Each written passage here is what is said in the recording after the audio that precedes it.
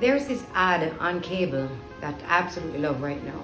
It's where this woman, and she is depressed and dejected and besides herself, and you see that she's like about to burst, and there's a zipper in her skin, and she unzips it, and all these words fall out of her, actual physical words fall out of her. But it really is a metaphor for what I think this time period is for me. I speak about my let it out sessions, where I let out all of the feelings that I'm harboring and that we're all harboring. And it's so true. If you don't let out what you're going through, sometimes we feel like we're just gonna burst. Everything is just gonna combust. This time period has been challenging for me in so many different ways. One, being your relationship. And a lot of people don't want to speak about it, but it is not easy. Before COVID, you don't spend that much time together. You're not on top of each other. And I don't mean in a nice, sexy way either. You're not at each other as much because you're at work, he's at work.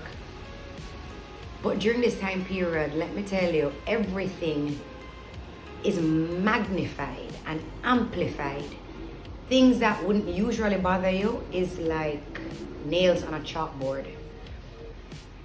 From things as simple as how he would pronounce certain words. It could be as basic as that. Like the word kiwi and yogurt, as he pronounces it. Kiwi and yogurt.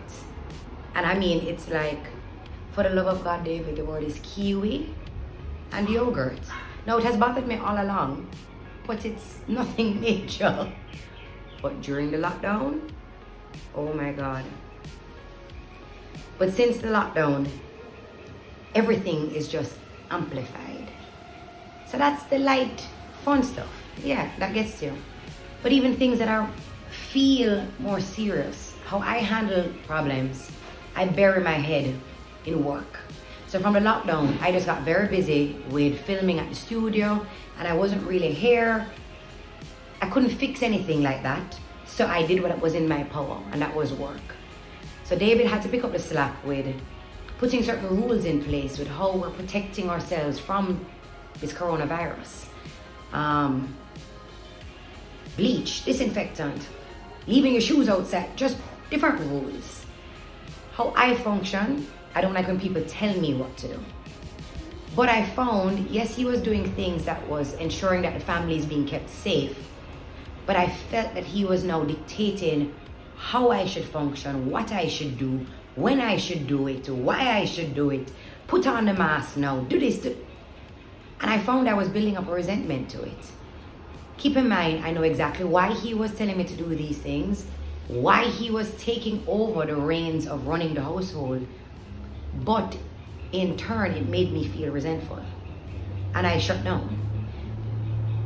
After coming to that acknowledgement of what was really happening, what he and I do that really helps us, we sat down and we spoke about what we were going through, what we were feeling.